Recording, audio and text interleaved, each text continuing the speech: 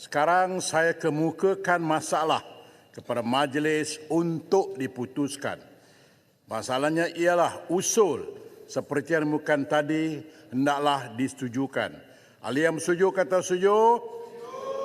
Yang tidak kata tidak. Lebih suara bersetuju. Usul disetujukan. Peraturan mesyuarat. Okey, Tan Sri Speaker, saya bangun di sini atas peraturan 36/12. Semua diam. Saya dengar Di hadapan Tan Sri, Menteri Ekonomi kata saya gunakan data yang tak betul, tak benar. Saya semalam sebelum tidur saya rujuk banyak kali. Itu juga. Konotasi ialah saya berbohong.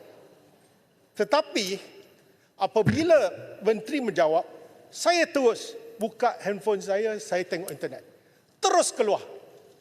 Kenyataan ini, angka kos pembangunan padu 85 juta sebenarnya adalah jawapan Menteri Ekonomi yang berucap semalam kepada Yang Berhormat Ahli Parlimen Rantau Panjang dan salah satu Ahli Parlimen daripada Bakri juga disebut.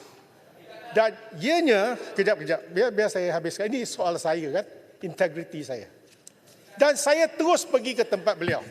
Saya kata, not fair to me. Sebab ini adalah data yang kamu bekalkan kepada ahli parlimen dan dipetik oleh seorang insan bernama Wika Siong, ahli parlimen. Takkan penyata rasmi dalam dewan ni pun saya silap. Jadi saya tanya dia, macam mana you boleh bagi jawapan macam tu? Dia kata, pegawai yang lain. That is your problem, not my problem. Sebab tu saya minta Tan Sri, saya hari ini bukan berhasrat untuk merujuk beliau ke jawatankuasa. Tidak. Saya tahu. Saya ni orang baik. Saya cuma beritahu. Kalaulah saya nak dengar, kalau you all bising, macam mana nak dengar? Kejap. Tolong diam. Okey. Yang lain, diam. Okey. Selepas jawapan itu diberikan secara bertulis atas soalan lisan kepada Rantau Panjang, ianya telah dilaporkan di Edge, The Star, Xinjiu, China Press. 1 minit saya dapat semua ini. Dan saya pun terkilan. Suara Keadilan pun laporkan 85 juta dengan gambar menteri. Saya amat sedih semalam. Bila saya dengar saya yang bagi data yang tak betul, takkan saya timbalan Presiden PKR. Ini dilaporkan dalam portal sendiri. Jadi hari ini, dengan hasrat membersihkan nama saya minta Speaker nasihatkan pada Menteri, saya bukan nak ungkitkan cari pasal, saya bukan jenis itu. Tapi kerana nama saya, kesucian nama seorang yang jahil seperti Wika Siong ni, saya pertahankan sampai ke kiamat. Sebab tu saya minta supaya Menteri, kalau beliau masih berpegang pada 85 juta sebagai satu angka rasmi, maka kenalah beliau melakukan sesuatu, tarik balik apa yang tuduhan beliau terhadap saya semalam. Kedua, kalau benarlah pegawai bagi tanpa kenyataan, tanpa persetujuan beliau seperti mana dia beritahu saya, dia kena buat penerangan menteri di sini. Beritahu Tan Sri Speaker, jawapan saya kepada siapa-siapa ini sepatutnya diperbetulkan, bukannya 85 juta. Dan pergi balik pun, dosanya tak sepatutnya ditanggung oleh Wika Siong.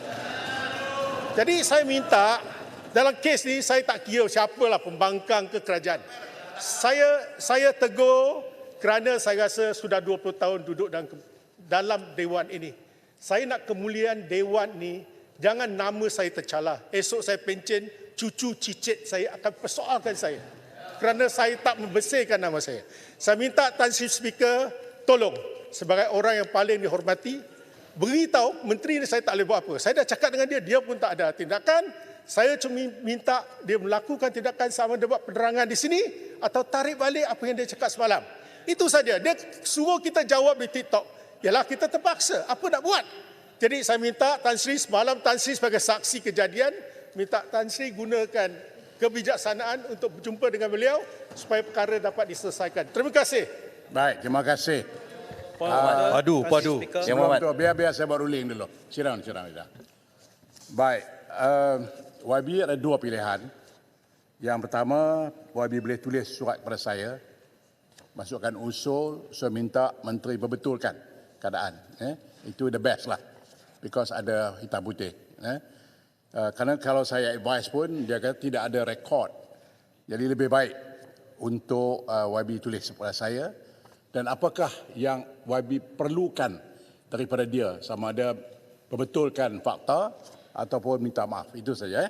That is the best thing to do. Baik, ya Beluran. Yang Muhammad, seringkali pihak kami dilempar dengan 36-12 ni oleh beberapa ahli parlimen sana. Tetapi jelas sekali dalam isu kekhilafan menteri terhadap air hitam, Jelutong dengan kapal berdiam diri dekat sana, Yang Muhammad. Jadi tidak seharusnya ada double standard terhadap 36-12 penggunaan Tidak ada double standard. Kekhilafan di pihak sini dan kekhilafan di pihak sana. Sepatutnya mereka juga perjuangkan kedua-dua itu. Terima kasih, Yang Muhammad. Ya. Baik. Semua duduk dulu. Saya tahu Kampa. Save your energy. I'll let you go up to it. Gini, saya dah sebut kepada Aitam tadi, dia seorang yang amat senior, amat saya hormati. Jadi saya minta dia tulis pada saya, state apa yang dia perlu. Adakah minta maaf ataupun minta penjelasan. I mean, something that is more concrete. Itu saja. Baik, Kampa, apa dia? Ya, sama 36-12. Semalam semasa Menteri jawab, saya pun ada. Saya nak minta laluan tak dapat. Menteri kata pembangkang tak ada solusi. Tapi tiba-tiba air hitam, tiba-tiba dia rasa... Saya tak faham. Dia rasa dia pembangkang. Duduklah Kampa. Nanti. Air hitam tu padu dah tadi. Air hitam tu. Baik. Yalah, ini isu lain. Saya bukan cakap padu. Okey, Menteri kata inflasi 1.8%. Air hitam padu. Kampa tak padu. Baik. Ini isu lain. Jadi speaker, ni peraturan mana yang dipakai oleh Kampa ni? Dia nak cerita apa sebenarnya? Kampa. Tengok ini kualiti pembangkang. Saya belum start, sebelum habis tengok macam ni pembangkang. Sikap macam ni. Baik, Kampa. Okey, saya baru link. Belum. Saya belum habis. Tuan Speaker, sikit. No. Bincang dalam WhatsApp group lah. Menteri kata inflasi 1.8%. Tapi air hitam masuk kampung dia petik cakap harga semua tinggi. Tapi dulu masa dia jadi menteri inflasi 5% dia tak ada apa-apa. Dan okey, satu lagi Tashri Speaker. Peraturan mesyuarat 2/2. Tuan Yang Dipertua sebaik-baik difikirkannya munasabah sesudah ia dipilih jadi Tuan Yang Dipertua, maka bolehlah ditetapkan kerusi bagi tiap-tiap orang ahli dan boleh diubahnya. Ketetapan itu dari satu masa ke satu masa sebagaimana yang baik pada timbangannya. Semalam saya dengar air hitam Takkan mau tukar air hitam. No. Air hitam cakap dia pernah duduk sini, pernah duduk sana, sekarang dia duduk tengah-tengah. Apa itu duduk tengah-tengah? Macam muak kah? Kalau mau duduk tengah-tengah macam muak, saya minta Tan Sri Ketua Air hitam mari sini, air hitam. Air hitam mari sini, air hitam mari sini. Air hitam. Air hitam mari sini. Welcome. Saya cek air hitam dia backbencher. Selagi semua tak duduk, saya akan katok sampai besok. Duduk semua. Okey. Kapal, isu yang saudara bangkitkan tidak relevan. Cukup. Baik. Sekarang Arau. Yang Muhammad. Lain diam. Diam. Jangan korang ajak. Arau. Cakap diam cukup. Tarik balik korang aja. Arau tarik balik. Diam cukup. Arau tarik balik yang kurang aja tu. Tapi saya nak bagi. Arau tarik balik yang kurang aja. Saya tarik balik kau aja. Cukup, okey.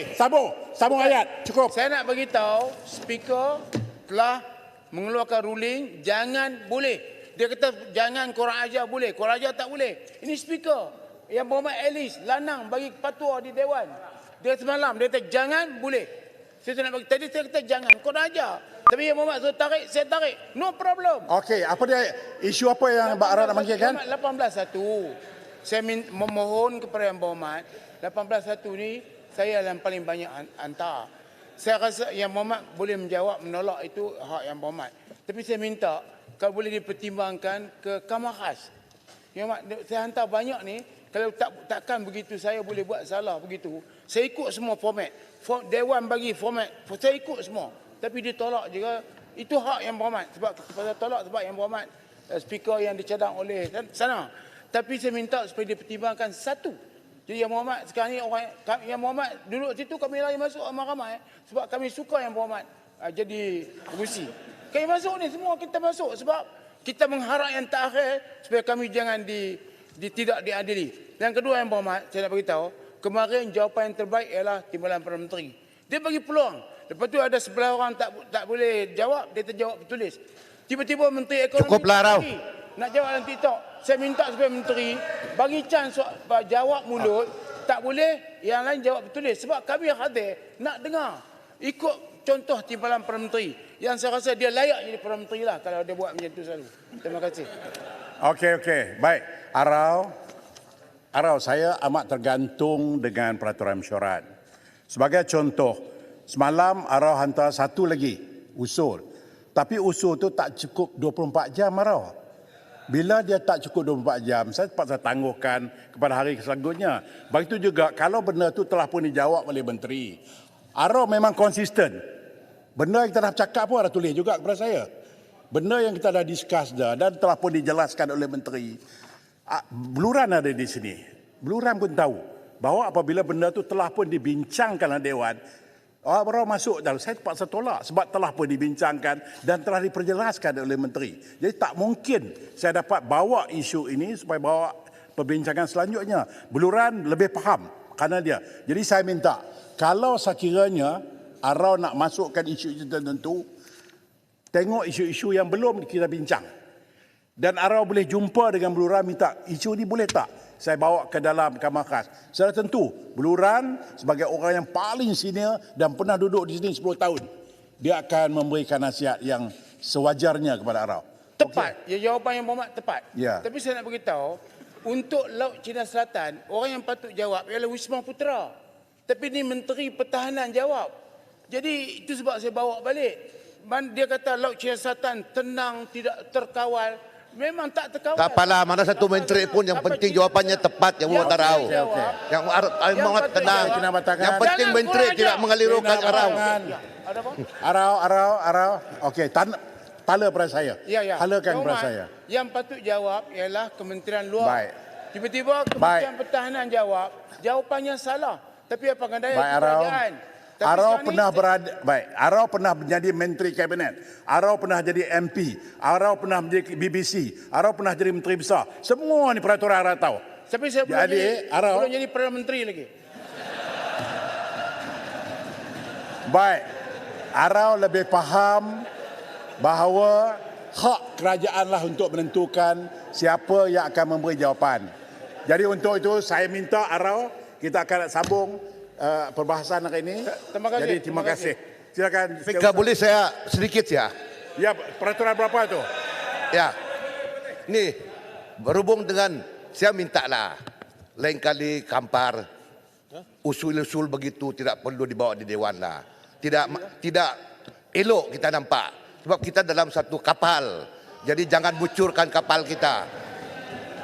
Okey. Baik. Saya menyokong dia. Jangan cari jalan seisia tak sokong. Yang Muhammad. Saya masih menyokong tau. Baik. Aturan urusan mesyuarat dan usul-usul DR45